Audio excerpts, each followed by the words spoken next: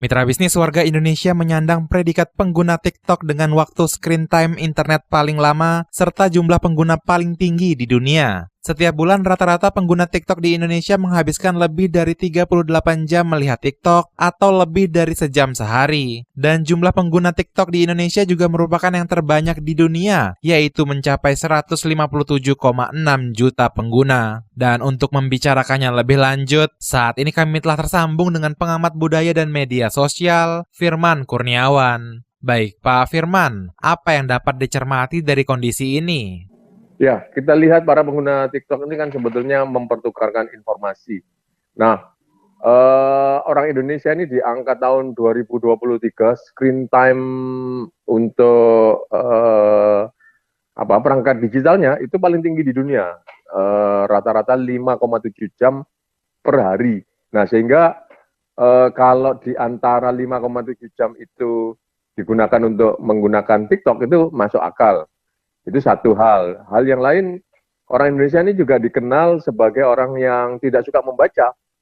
Hanya 1 dari 10.000 orang yang berhasil menyelesaikan buku bacaannya. Jadi angkanya sangat rendah. Tetapi kalau kita lihat pengetahuan, informasi, itu selalu update. Nah, dari mana itu orang Indonesia ini mengupdate informasinya? Ya antara lain dari TikTok itu. Kalau kita lihat sifat TikTok ini kan informasinya mudah dicerna, kemudian berupa video yang audio visual yang pendek-pendek.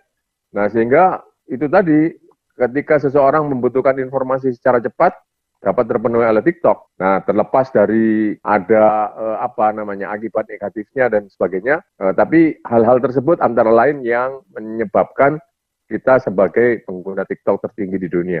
Jika dilihat dari sisi pemanfaatan TikTok sebagai sarana penjualan online, bagaimana, Pak? Betul juga, tapi dari 157 juta pemilik akun TikTok tadi kan nggak semuanya penjual, Mas. Mungkin sekitar 30%-an mereka menggunakan untuk jualan. Yang lain scroll-scroll untuk mencari informasi yang terbaru, untuk lihat tren yang terbaru, sesuatu yang viral. Nah, bahwa betul untuk jualan nggak masalah, berarti penggunaan TikTok untuk hal yang produktif, seperti itu. Secara jumlah penduduk terbanyak di dunia, Indonesia bukanlah nomor 1. Tapi mengapa pengguna TikToknya dapat menjadi nomor 1, Pak? Nah, itu ada perkembangan terbaru. Sebetulnya kalau Mas lihat, Indonesia itu tahun sampai dengan 2022 kalau nggak salah, itu nomor 4. Jadi Amerika, kemudian ada India, ada Brazil, baru Indonesia. Nah, tetapi kalau kita lihat di perkembangan geopolitiknya, Amerika ini kan banyak mencurigai TikTok.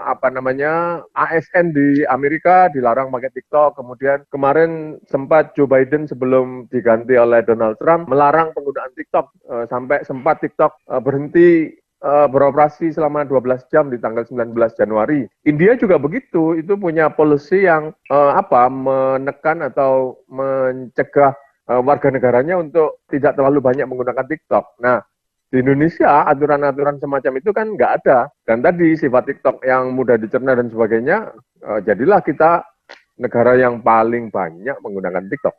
Menurut Bapak, kondisi ini dapat menjadi hal yang menguntungkan atau malah menjadi sebuah ancaman terhadap masyarakat Indonesia ke depannya?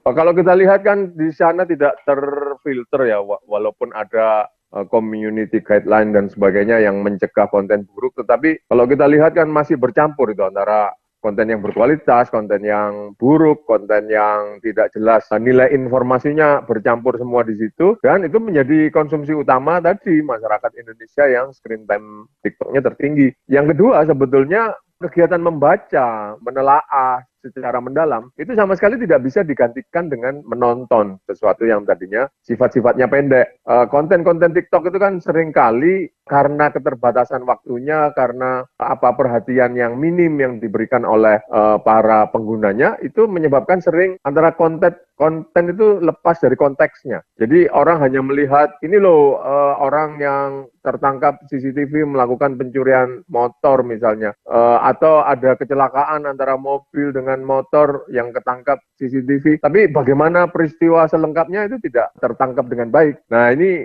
akan mengantar masyarakat yang tidak melihat informasi secara utuh. Itu yang berbahaya. Demikian pengamat budaya dan media sosial, Firman Kurniawan. Saya, Ari Yudhistira.